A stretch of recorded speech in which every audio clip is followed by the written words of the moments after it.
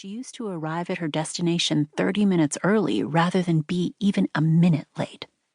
"I'm so sorry I'm late." Right on cue, Katie ran down the hallway toward her, pulling a rattling cart piled high with 3 banker's boxes.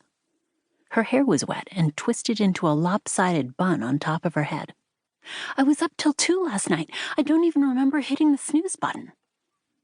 Lizzy didn't have the heart to chew out her associate, even though her younger self would have been masticated beyond recognition.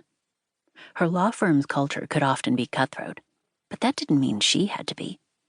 Besides, Katie was her second chair, and she didn't want to fry her nerves any more than they already must be. "Don't worry about it," Lizzy said briskly, walking back to the war room. "Let's just get to work." "Of course, absolutely." A relieved smile lit up Katie's face as she went about unloading the boxes. "I reread all 3 volumes of Stephen Anderson's deposition transcript last night. I really think his testimony is strong."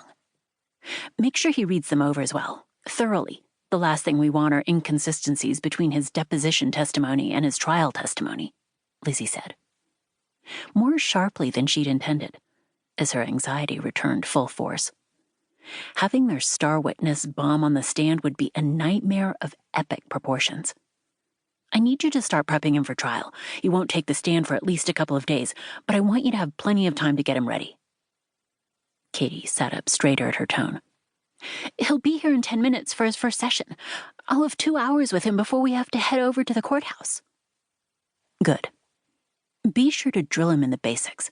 Answer yes or no questions with a yes or no. Don't elaborate." She grabbed the war room's resident bottle of Tylenol and washed down 2 pills with the last of her tea.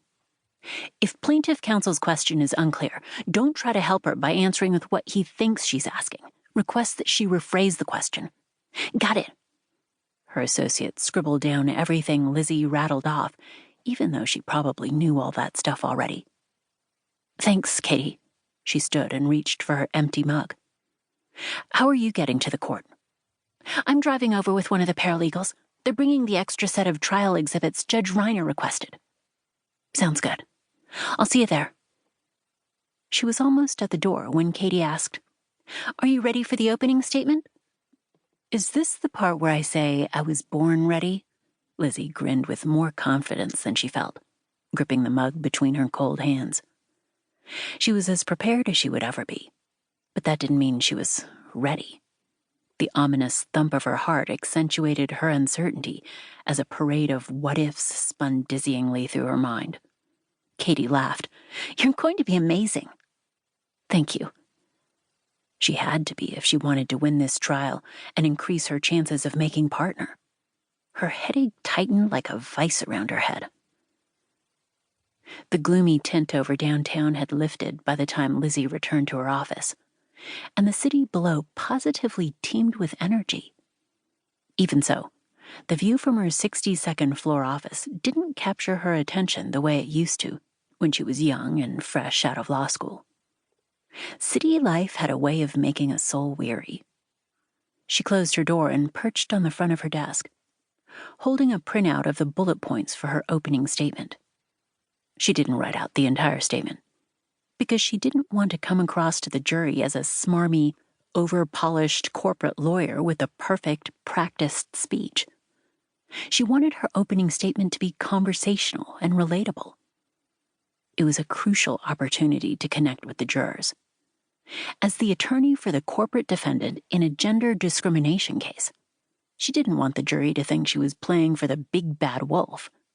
She had to convince them that defendant was a fair employer being targeted by a disgruntled former employee who was unqualified for the position she had held. Lizzy inhaled through her nose and exhaled slowly through her mouth. Her client truly wasn't the big bad wolf. They were a hard-working, mid-sized toy manufacturer who happened to have employed a supervisor with a blunt, abrasive personality. Fortunately for defendant, the fact that the supervisor came across as a jerk wasn't a violation of the law, especially since he was a jerk to everyone across the board, regardless of gender. Unfortunately for defendant, plaintiff presented very well and seemed to genuinely believe that she had been discriminated against.